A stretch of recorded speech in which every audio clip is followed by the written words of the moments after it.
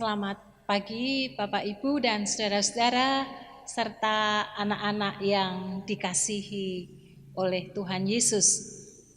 Untuk kesekian kali saya ingin menyapa Bapak Ibu saudara serta anak-anak di dalam ibadah yang masih kita rayakan di dalam keluarga kita masing-masing. Shalom.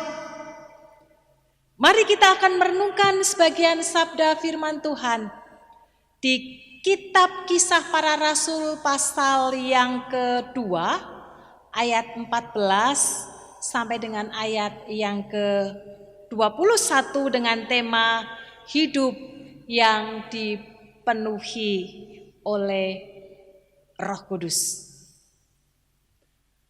Pagi hari ini kita merayakan hari Pentakosta atau Roh Kudus dicurahkan. Satu momentum yang sangat penting bagi kita orang-orang yang percaya kepada Tuhan Yesus.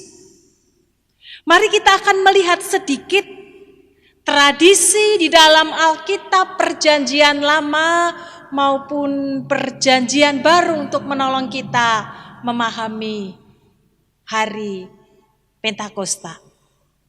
Yang pertama dari kitab Perjanjian Lama. Pentakosta adalah satu hari raya di mana mereka mengucap syukur kepada Tuhan atas panen yang pertama selama 7 minggu. Dan di hari yang ke-50 mereka mengucap syukur kepada Tuhan untuk memberikan korban persembahan kepadanya. saat ini oleh saudara-saudara kita dari Gereja GKJW Mojowarno, di mana mayoritas penduduknya adalah agama Kristen yang berada di Jawa Timur, mereka gunakan sebagai satu ibadah unduh-unduh. Dan orang-orang yang tersebar di mana-mana, mereka yang tinggal di luar kota, mereka kembali ke kampung halaman mereka untuk merayakannya. Mungkin seperti Lebaran kalau saat ini. Oleh sebab itu peristiwa itu dijadikan sebagai satu wisata rohani. Melihat kemeriahan dan sambutan umat yang luar biasa untuk memberikan hasil panen mereka kepada Tuhan. Yang kedua, kita akan melihat di dalam kitab Perjanjian Baru. Momentum yang sudah ada diberi makna yang baru. Hari Pentakosta di mana semua orang berkumpul untuk merayakan panen pertama mereka berbakti bersama-sama. Maka di hari yang ke-50 itu oleh Tuhan diberi makna yang baru, yaitu pencurahan Roh Kudus bagi umat yang percaya kepada Tuhan. Sampai sekarang diperingati sebagai hari Pentakosta, turunnya Roh Kudus. Kalau dalam zaman Perjanjian Lama hasil panen gandum disyukuri dan dipersembahkan kepada Tuhan, maka dalam zaman Perjanjian Baru panen pertobatan jiwa, sekali bertobat 3.000 orang menjadi percaya kepada Tuhan Yesus. Bapak, Ibu, dan saudara serta anak-anak yang dikasihi oleh Tuhan Yesus, mari kita akan melihat secara lebih detail dalam kitab Kisah Para Rasul pasal 2 ayat 14 sampai ayat 21 yang akan menolong di dalam perenungan di hari Pentakosta ini. Siapakah mereka yang dipenuhi oleh Roh Allah? Alkitab mencatat kalau kita melihat mulai dari pasal 1. Murid-murid Tuhan Yesus, mereka yang melakukan perintah Tuhan, pasal 1 ayat 4a dituliskan, mereka semua bertekun dengan sehati dalam doa bersama-sama. Maka pada hari yang ke-10, di hari Pentakosta itu, mereka semua dipenuhi oleh Roh Kudus. Jadi orang yang dipenuhi Roh Kudus adalah mereka yang memiliki persekutuan yang intim terus-menerus bersama dengan Tuhan. Yang kedua, kita melihat fenomena seperti apakah orang-orang yang dipenuhi oleh Roh Kudus. Para rasul yang adalah orang-orang Galilea, dalam tanda petik orang-orang yang dipandang sebelah mata oleh orang-orang Yahudi maupun oleh orang-orang Romawi.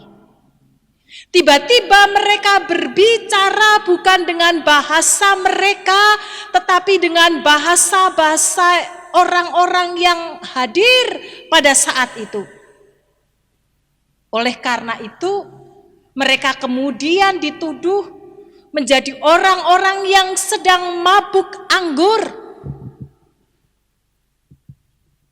Oleh karena itu, kemudian para rasul bersama dengan Petrus, mereka berdiri. Dan Petrus yang dipenuhi oleh Roh Kudus berbicara dengan penuh keberanian menyatakan tentang kebenaran firman Tuhan. Kita bisa melihat di ayat yang ke-14 sampai dengan ayat yang ke-15. Bapak, Ibu, dan Saudara serta anak-anak yang dikasihi Tuhan, mengapa Rasul Petrus mewakili teman-temannya melakukan satu pembelaan dalam teks yang kita baca? Karena ini bukan hanya berkaitan dengan Rasul Petrus secara pribadi, tetapi juga berhubungan dengan rasul-rasul yang lain. Dan lebih daripada itu, berkaitan dengan Injil keselamatan yang mereka sampaikan. Petrus memberikan penjelasan terhadap apa yang sedang terjadi dari para murid adalah sebagai satu penggenapan firman Tuhan, bahwa Roh Tuhan akan dicurahkan, dan itu sebagai penggenapan dari nubuat Nabi Yoel di kitab Yoel pasal 2 ayat 28 sampai dengan ayat 32 yang diambil oleh kisah para rasul yang kita renungkan bersama-sama. Apa yang sedang terjadi di zaman Nabi Yoel? Umat yang hidupnya tidak benar di hadapan Tuhan, mereka ditegur oleh Tuhan. Mereka mengalami, kalau zaman sekarang namanya paceklik, kesulitan. Karena tanaman yang mereka tanam tidak menghasilkan. Bahkan mereka mengalami tanaman itu diserang oleh belalang yang sedemikian rupa dan tidak tersisa sedikit pun. Lalu ketika berita pertobatan disampaikan oleh Nabi Yoel, Tuhan berfirman bahwa mereka akan dipulihkan hidupnya. Masa-masa sulit, masa-masa sukar akan Tuhan kembalikan menjadi masa-masa yang penuh berkat. Pertanian mereka akan diberkati Tuhan secara luar biasa di dalam kehidupan mereka. Ketika mereka bertobat, maka pemulihan Tuhan kerjakan. Tanah diberkati oleh Tuhan secara luar biasa. Ekonomi mereka dipulihkan secara luar biasa. Ladang-ladang mereka diberkati oleh Tuhan. Bahkan tidak hanya hal-hal yang sifatnya materi. Kehidupan kerohanian mereka dipakai oleh Tuhan untuk mewartakan kabar keselamatan. Mereka dipenuhi oleh Roh Kudus dan setiap orang yang percaya mendapatkan anugerah keselamatan yang datangnya daripada Tuhan. Di ayat yang ke-21 di dalam perenungan firman Tuhan pagi hari ini. Bapak, Ibu, dan Saudara yang dicintai oleh Tuhan Yesus Kristus. Di hari Pentakosta ini, kalau kita hanya menganggap bahwa ini sebagai satu peringatan saja, bahwa Roh Kudus sudah dicurahkan di dalam dunia ini, maka tidak akan terjadi apa-apa di dalam hidup setiap kita pribadi lepas pribadi. Tetapi jika setiap kita mengimani bahwa Roh Kudus sanggup memenuhi hidup kita,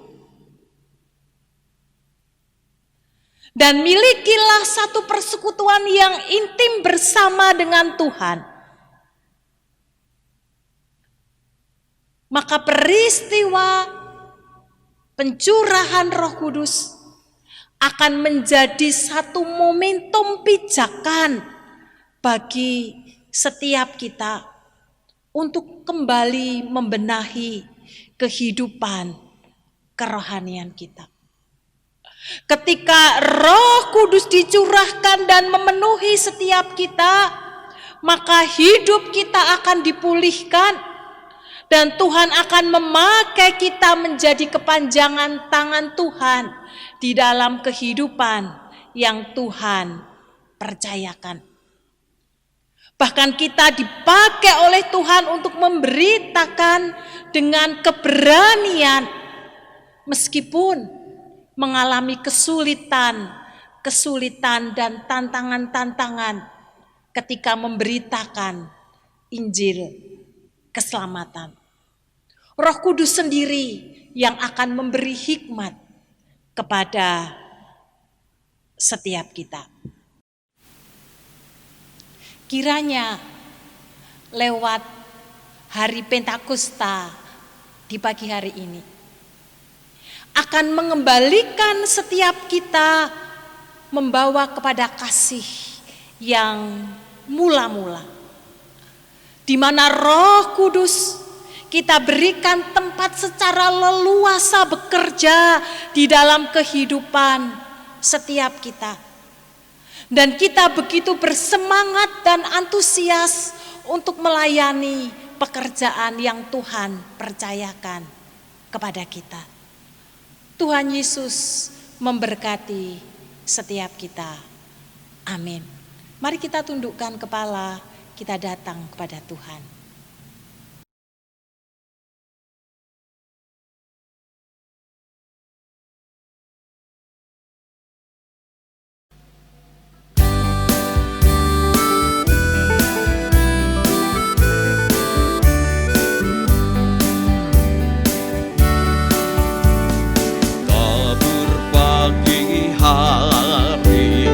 Tabur bibit cinta, tabur tengah hari sampai malam gelap.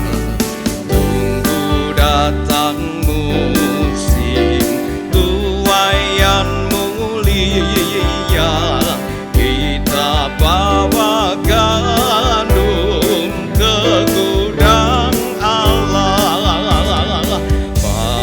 ke gudang, bawa ke gudang, kita bawa gandum ke gudang Allah, bawa ke gudang, bawa ke gudang, kita bawa gandum ke gudang Allah.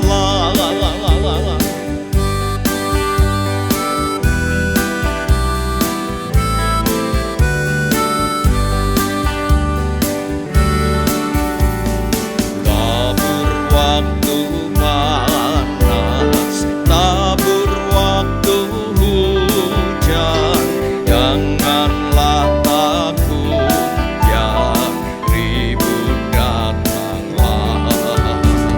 Segera tugas selesai, datang perhentian, kita bawa gandum ke gudang Allah, bawa ke gudang, bawa ke gudang, kita bawa gandum ke gudang Allah, bawa ke gudang, bawa ke gudang, kita bawa gandum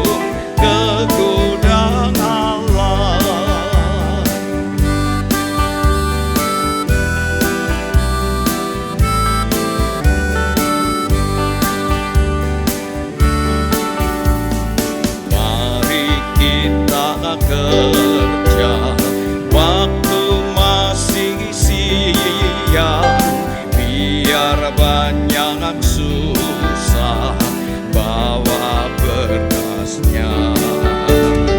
Habis air mata datang kesukaan, kita bawa gandum ke gudang Allah, bawa ke gudang, bawa dia gudang.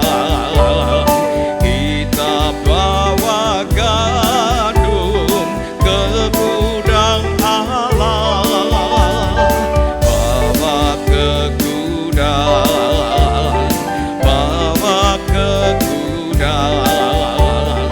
Kita bawa gandum ke gudang Allah.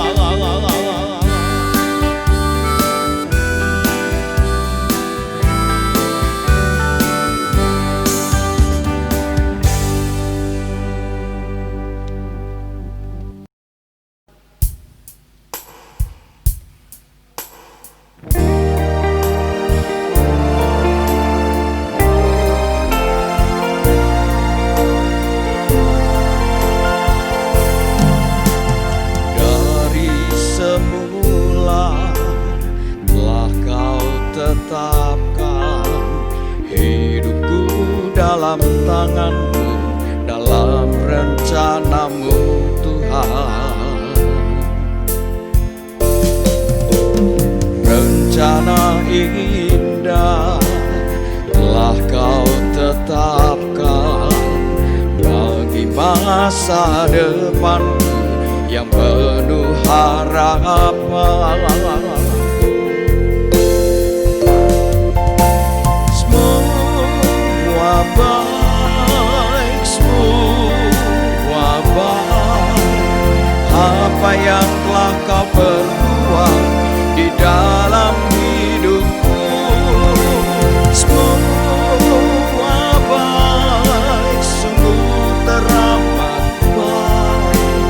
Kau jadikan hidupku berarti.